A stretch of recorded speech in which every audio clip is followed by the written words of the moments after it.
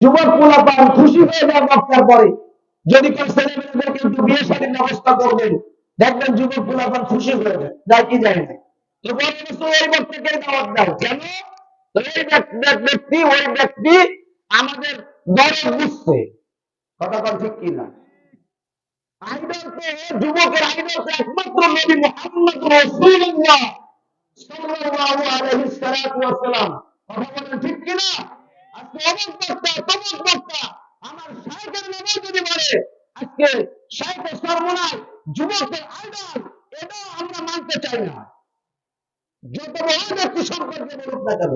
কথা বলেন ঠিক কিনা? আইডল তো একমাত্র, শুধুমাত্র, কেবলমাত্র নবী মুহাম্মদুর রাসূলুল্লাহ সাল্লাল্লাহু আলাইহি ওয়াসাল্লাম। الحمد لله وحده والصلاة والسلام على من لا نبي بعده. أما بعد فأعوذ بالله من الشيطان الرجيم. بسم الله الرحمن الرحيم. وما أرسلناك إلا رحمة للعالمين. وقال رسول الله صلى الله عليه الصلاة والسلام: من أحب سنتي فقد أحبني، ومن أحبني كان معي في الجنة. وقال الشاعر: چشم بند آغوش بند ربه بار، در نبی نور حق بر ما بخواد. لا إله إلا الله، لا إله إلا الله، لا إله إلا الله، لا إله إلا الله. من ذا إلا الله بقي أيد الله، من ذا إلا بقي أيد الله. مرحبا عشق شرقت شجرات. لا إله إلا الله، لا إله إلا الله، لا إله إلا الله. جرس حردا بغياد الله الله، جرس حردا بغياد الله الله. নাগয়ার টুন টুন টুনা টুন টু টু। লা ইলাহা ইল্লাল্লাহ, লা ইলাহা ইল্লাল্লাহ, মুহাম্মাদুর রাসূলুল্লাহ।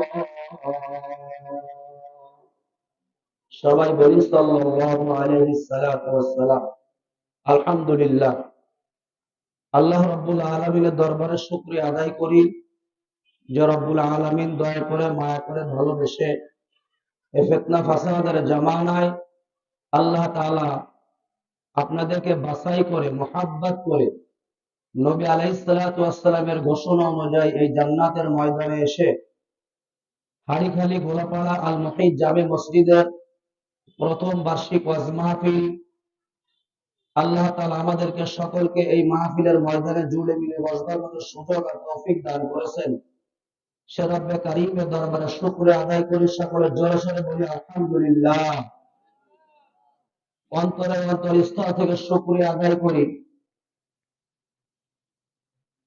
লক্ষ কোটি দুরূদ ও সালাম বর্ষিত হোক আকায়ে নামদার তাজদার মদিনা আবু জাহলের সরদার সাইয়্যিদুল আম্বিয়া সাইয়্যিদুল মুরসালিন রাহমাতুল লিল আলামিন শাফিউল মুজনবিন দয়ার নবী মায়ের নবী জনাবে মুহাম্মদুর রাসূলুল্লাহ সাল্লাল্লাহু আলাইহি ওয়াসাল্লামের উপর।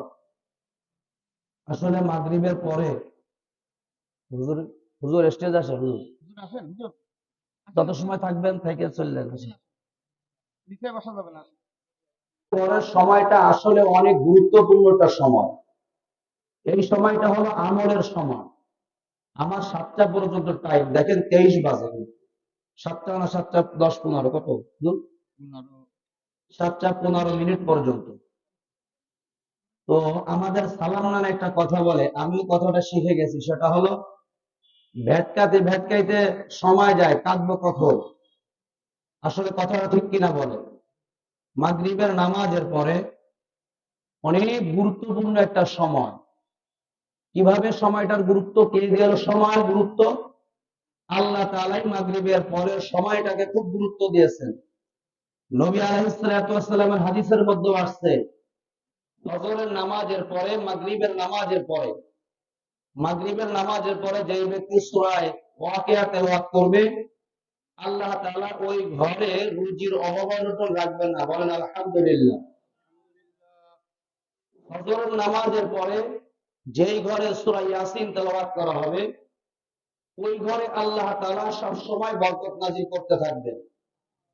মাগরিবের পরে যদি কোনো ব্যক্তি সূরা হাশরের শেষ 3 আয়াত তেলাওয়াত করে, হাদিসের মধ্যে আসছে মাগরিবে পড়লো তো মাগরিব থেকে ফজর পর্যন্ত ওই ব্যক্তির জন্য রহমতের ফেরেশতারা মাগফিরাতের দোয়া করতে থাকে। আর একটু আসতে বলেন না সুবহানাল্লাহ। যে কয়জন আছেন জোরে কথা বলতে হবে, পারবেন ইনশাআল্লাহ? জোরে বলেন, পারবেন তো ইনশাআল্লাহ? সুবহানাল্লাহ আলহামদুলিল্লাহ বললে নেকি হবে না গুনাহ হবে? কথা বলেন, নেকি হবে না গুনাহ হবে? আমি যে আয়াতটা তেলাওয়াত করেছি, ওই আয়াতের কথা বলতে গেলে জিকিরের ফায়দা হয় না, জিকিরের ফায়দা বলতে গেলে ওই আয়াতের আলোচনা হয় না। তারপরও যেহেতু ওয়াজ নসিহত, এর মানে হইল আখিরাতমুখী মানুষকে ডাকা, আল্লাহমুখী মানুষকে ডাকা, আল্লাহর পথগুলা বান্দাদেরকে আল্লাহর সঙ্গে মিলাই দেওয়ার জন্যই ওয়াজ নসিহত, তালিম, তারবিয়াত, দাওয়াতের কাজ। কথা বলেন ঠিক কিনা? তো ওয়াজ মাহফিলে আসলাম। ওয়াজ মাহফিলে এসে তো বর্তমান আমরা ছোট মানুষ, তো উপরে থু ফেললে গায়ে লাগে। আমি আসরের সময় হঠাৎ মোবাইল টিপতেছিলাম, এর মধ্যে দেখলাম এক হুজুর আর এক নায়িকার কথা বলতেছে। কোন নায়িকাকে আল্লাহ তাআলা কত সুন্দর চেহারা দিয়েছে, উনি বলতেছেন যে আল্লাহ বলে একবার আল্লাহু আকবার বলেন, আল্লাহ বলে বা আল্লাহর খেয়াল করে ওই নায়িকার দিকে একবার তাকাবা। এটা কাটাকাটি কাটসাট এডিট ফেডিটের দরকার নাই।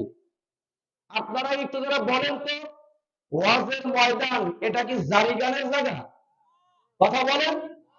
আমি কি বলে গেলাম, আমার পরের যিনারা আসবেন তিনাদের তো খেয়াল রাখা দরকার যে আমার থেকে কিছু আমলের কথা বলে যাব, যাতে পরবর্তী মানুষগুলো শুনে যেন আমল করতে পারে। আমি নাকি পাবো, এই মানুষগুলো নাকি আমল নামায় নেকি লিখতে থাকবে, এমন কিছু কথা বলার দরকার। কথা বলেন ঠিক কিনা?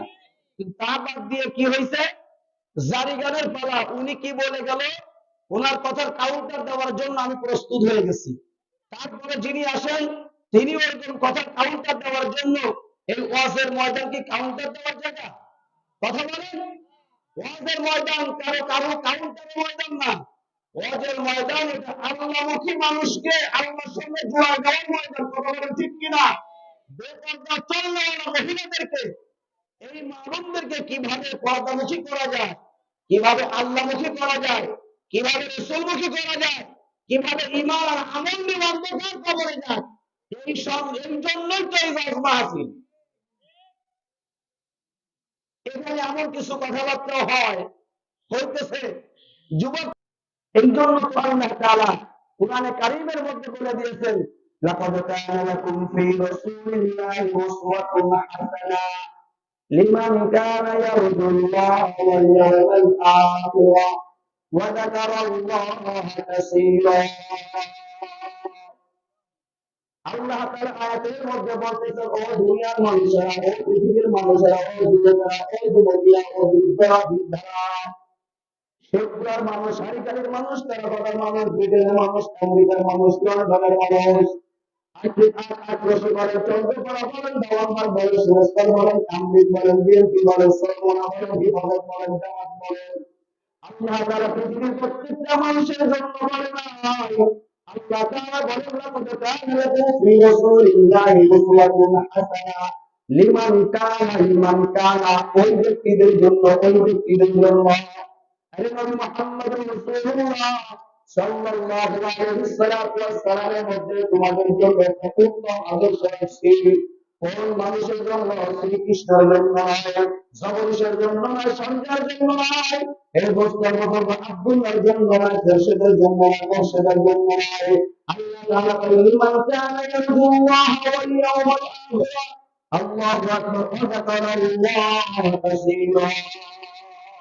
এই আয়াতের মধ্যে তিনটা কথা বলেছেন, তিনটা মানুষের জন্য মুহাম্মদুর রাসূলুল্লাহ, তিন শ্রেণীর মানুষের জন্য পৃথিবীর জন্য আইনার কথা বলেন ঠিক কিনা? এক নম্বর হলো ইন্নী যালামতু আন্নী মুরাকিন হিসাবিয়া, কাল কিয়ামতের ময়দানে আমার রব্বে কারিমের দরবারে আমার দরবারে ফেলে বন্ধু, কাল কিয়ামতের ময়দানে আমার রব্বে কারিমের দরবারে, কাল কিয়ামতের ময়দানে আমার কাবার মালিকের সামনে আমার দরবারে হওয়া লাগবে। আমার কাছে রব্বে কারিম প্রশ্ন করবেন মান রব্বুকা ওয়া মান দীনুকা ওয়া মান নাবিয়্যুকা, কবরে যে প্রশ্ন রব্বে কারিমের কাছে পাঁচ প্রশ্ন করা হবে। আল্লাহু আকবার। এক হাদিসের মধ্যে আছে তিন প্রশ্ন করা হবে। এই প্রশ্নের মধ্যে আল্লাহু আকবার, আল্লাহু আকবার। আল্লাহ তাআলার সামনে প্রশ্নের জবাব না দেওয়া পর্যন্ত একটা মানুষ একটা কদম সামনে যাইতে পারবে না। কথা বলে ঠিক কিনা? এই মাওলার সামনে আমার হাজির হওয়া লাগবে, আমার কাবার মালিকের সামনে আমার হাজির হওয়া লাগবে। বাইনাস সামাওয়াতি ওয়াল আরদ লাহু মুলকুস সামাওয়াতি ওয়াল আরদ, আসমান জমিনের মধ্যে যা কিছু আছে সব কিছু খালেক হলেন আমার আল্লাহ। কথা বলে ঠিক কিনা? আল্লাহু আকবার। সব কিছু মালিক আমার আল্লাহ, আসমানের মালিক, জমিনের মালিক, পুরো কায়নাতের মালিক আমার আল্লাহ। এই আল্লাহর সামনে আমার দরবারে হওয়া লাগবে। এই বিশ্বাস দ্বারা করবে যে দলে হোক না কেন, যে ধর্মের হোক না কেন, কথা হলো যদি আমার লোক আমার আল্লাহ সম্পর্কে এই বিশ্বাস স্থাপন করে, তাহলে ওই ব্যক্তির জন্য আমার লোক একটা আইনের কথা ঠিক কিনা? নাম্বার দুই, আল্লাহু আকবার, আল্লাহু আকবার। দুই নম্বর হলো লিমান কানা ইয়ারজুল্লাহ ওয়াল ইয়াউমাল আখির ওয়া যাকারাল্লাহ কাসীরা। দুই নম্বর হইল ওই ব্যক্তির জন্য যে ব্যক্তি আমার রব্বে কারিমের বেশি বেশি জিকির করে, স্মরণ করে। এই জিকিরের কথাটা, স্মরণের কথাটা হইতে পারে নামাজ পড়া, হইতে পারে কোরআন তেলাওয়াত করা, হইতে পারে জিকির আজকার করা, হইতে পারে আল্লাহর ঘর মসজিদ বানানো, হইতে পারে পর্দা হুকুম মানা। কথা বলে ঠিক কিনা? এই দোস্তর মধ্যে আল্লাহু আকবার। এমন এমন কিছু বক্তা আছে শুরু রাখছে গভর্নমেন্ট সুন্নাতের খিলাফ করে রাখছে। এই দোস্ত অনেক শরীয়তে মানে হুকুম আমার খবর নাই, আজকে তারা হইতেছে যুবক আইনের কথা ঠিক কিনা? ভাই হুজুরের সমস্যা আপনার কোথায়? আমার সমস্যা না, আমার সমস্যা না দোস্ত। এই মানুষগুলা এই ওয়াজের ময়দানে তাফসীর মাহফিলের কথা বলিয়া, সুন্দর মাহফিলের কথা বলিয়া, এইখান থেকে আল্লাহু আকবার, আল্লাহর মুহাব্বতের কথা তো দূরের কথা, দুনিয়ামুখী এমন এমন কথাবার্তা বলে। এই প্রশ্নের মধ্যে ওই যুবকটা আল্লাহর নামের জিকির করে ধরে, ওই ব্যক্তি তো যুবকের মনের মধ্যে আল্লাহর মুহাব্বত তো দূরের কথা, এমনকি প্রকাশ্য যে বড় আমল, এইটা হলো নামাজের নামাজ মুখী অনেকগুলো ভাইয়েরা কথা বলে ঠিক কিনা? ভুল বললাম কথা? রাগ হইতেছেন আপনারা? আসল দোস্ত, আমি যে আয়াত করেছি মাগরিবের নামাজের পরে কিন্তু অনেক গুরুত্ব, একটু কথা আপনাদের না বললে নয়। আল্লাহ তাআলা বলেন ওয়াসবির নাফসাকা মা'আল্লাযীনা ইয়াদউনা রাব্বাহুম বিল গাদাতি ওয়াল আশিয়্যি ইউরিদুনা ওয়াজহা। আল্লাহ তাআলা সূরা কাহফের মধ্যে বলেন ইজলিস ইয়া মুহাম্মদ মা'আল্লাযীনা ইয়াযকুরুনা আল্লাহ।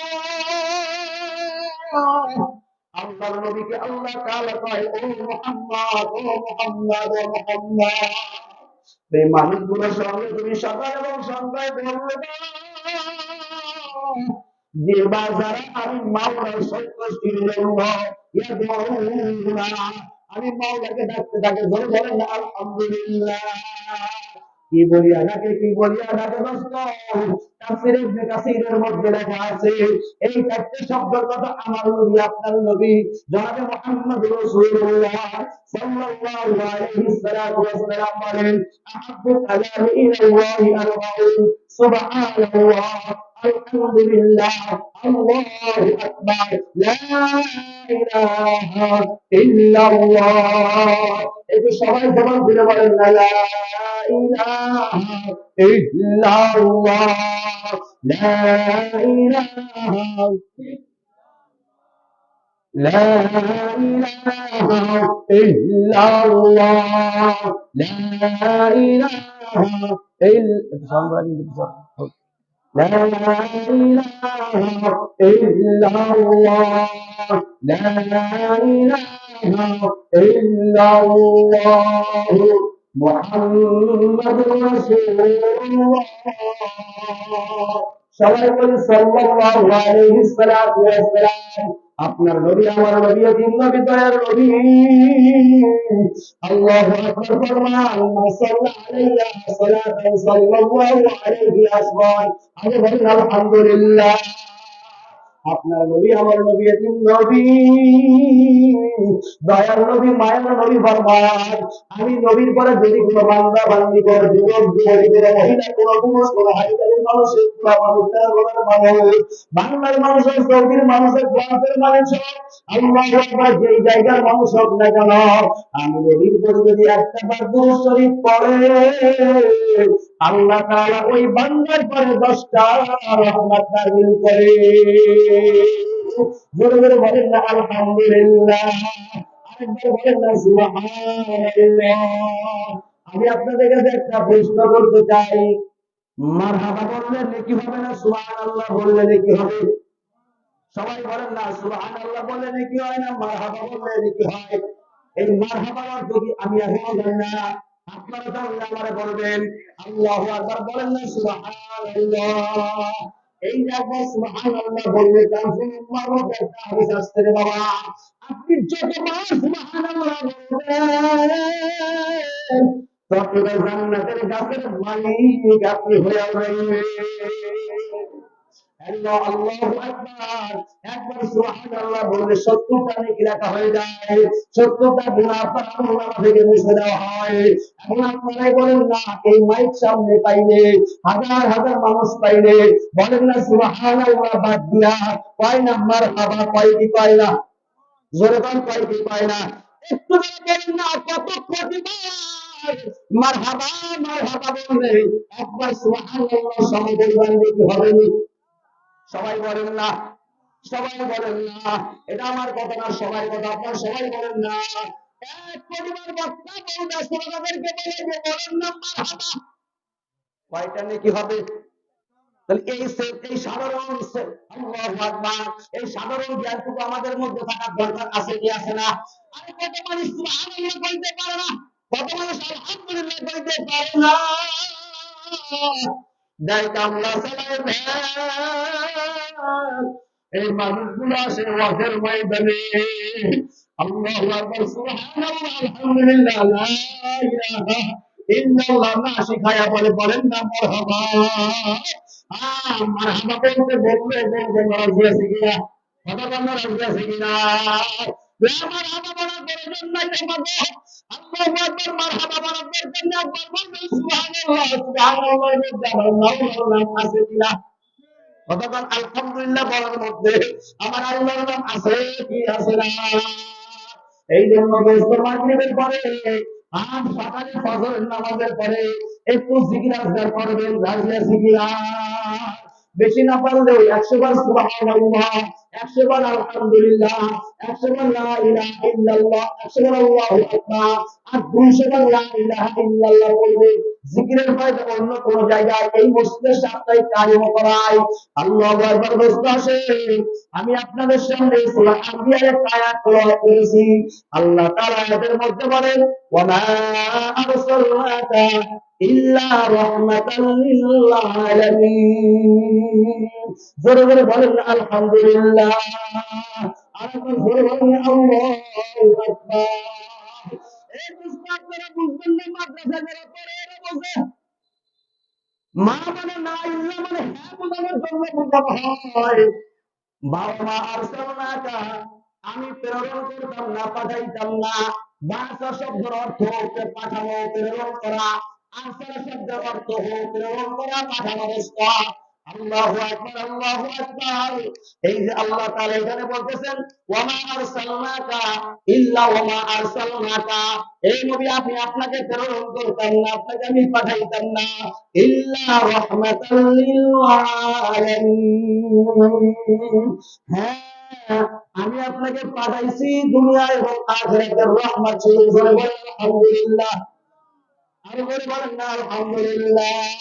তাহলে আপনার নবীকে আমার নবীকে আল্লাহ তাআলা একসঙ্গে বলা হয়, হাসরের ফায়দা দেয়। এক কথা বলতে পারি আমরা, আমার নবী আপনার নবী আল্লাহু আকবার সাইয়্যিদুল মুরসালিন রাহমাতুল লিল আলামিন শাফিউল মুজতাহিদ। এই নবীকে আল্লাহ তাআলা কিসের জন্য পাঠাইছে? একমাত্র দুনিয়া এবং আখিরাতের রহমত স্বরূপ পাঠাইছেন। কথা বলেন ঠিক কিনা? আল্লাহু আকবার। হাদিসের মধ্যে নবী ফরমান আনা রাহমাতুন মুহদাতুন, আনা রাহমাতুন মুহদাতুন। আমি আল্লাহ রাসূল, আমাকে আল্লাহ তাআলা রহমত স্বরূপ পাঠাইছে, আমি সুপাত প্রাপ্ত হয়ে দুনিয়ার মধ্যে আসি। জোরে বলেন আলহামদুলিল্লাহ। জোরে বলেন না আলহামদুলিল্লাহ। তাহলে আল্লাহ নবী সুপাত প্রাপ্ত হয়েই দুনিয়ার মধ্যে আসে। কথাটা ঠিক কিনা? আমার কথা কি বোঝা যায় কি যায় না? কথা বলেন, বোঝা যায়? আল্লাহ তাআলা বলতেছেন হে রাসূল, আমি আপনাকে প্রেরণ করতাম না, আমি আপনাকে পাঠাইতাম না। হ্যাঁ, আমি আপনাকে পাঠাইছি দুনিয়া এবং আখিরাতের জন্য রহমত স্বরূপ। জোরে বলেন আলহামদুলিল্লাহ। হে দোস্ত, আল্লাহ রাসূলকে শুধুমাত্র ওয়ামা আল্লাহু আকবার হুয়াল্লাযী আরসালা রাসূলাহু বিল হুদা ওয়া দীনিল হক লিইয়ুযহিরাহু আলা দ্বীনি কুল্লিহি। এই আয়াতের জন্য নবীকে শুধুমাত্র পাঠাইলেন হে দোস্ত। আল্লাহ তাআলা নবীকে কতগুলো কারণের জন্য পাঠাইছে, কতগুলো কারণের মধ্যে একটা প্রধান কারণ হইল আল্লাহু আকবার, আল্লাহু আকবার। আল্লাহ রাসূলকে দাওয়াতের কাজের জন্য পাঠাইছে। আল্লাহমুখী ডাকবে, নবীমুখী ডাকবে, জান্নাতমুখী ডাকবে, জাহান্নামের ভয় দেখানোর জন্য, জান্নাতের সুসংবাদ শোনানোর জন্য, নামাজ কায়েম করার জন্য, গুনাহ বর্জন করার জন্য, জান্নাতমুখী মানুষকে নেওয়ার জন্য, জাহান্নামের থেকে মানুষকে বাঁচানোর জন্য। কথা বলেন ঠিক কিনা? বলে আল্লাহ রাসূলকে আল্লাহ কতগুলো কাজ দিয়ে পাঠাইছে বলেন তো? কয়েকটা কাজ না কতগুলো কাজ? আসসালামু আলাইকুম ওয়া রাহমাতুল্লাহ।